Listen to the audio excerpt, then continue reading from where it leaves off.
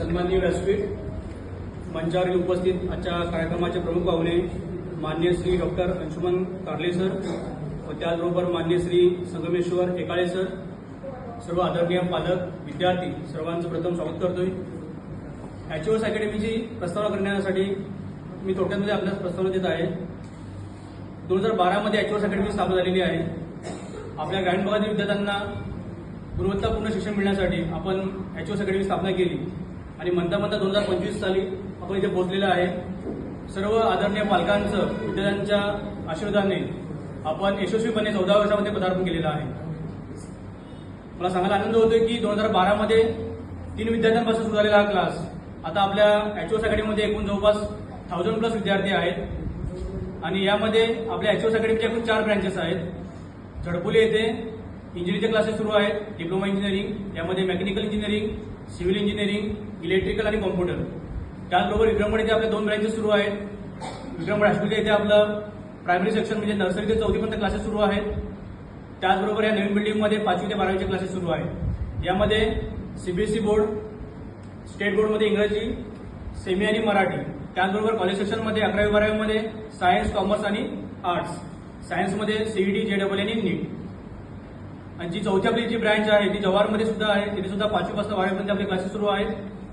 आणि याचबरोबर विद्यार्थ्यांना पुढील भविष्यामध्ये स्पर्धा परीक्षामध्ये विद्यार्थी आपले पुढे येण्यासाठी आपण स्पर्धा परीक्षा सुद्धा क्लासेस सुरू केलेले आहेत। यामध्ये जे आता आपण सत्कारकृती बघितलेले आहेतच, खूप मोठी गोष्ट आहे की येणाऱ्या काळामध्ये नक्कीच आपले विद्यार्थी एमपीएससी, यूपीएससी सारख्या एक्झाम्स क्रॅक करणार आहेत।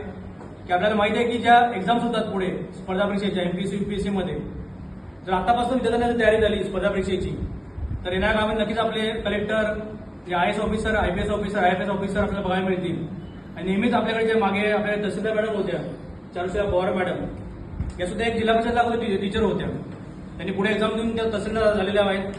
त्याचबरोबर पारखे साहेब जे अधिकारी झालेले होते ते अधिकारी आपल्या मुलांनी गायडन्स करत होते। आणि आता मला सांगायला आनंद होतोय सर की आपले सुद्धा विद्यार्थी आता बोलत आहेत मला आयएएस ऑफिसर व्हायचं, आयपीएस ऑफिसर व्हायचं आहे।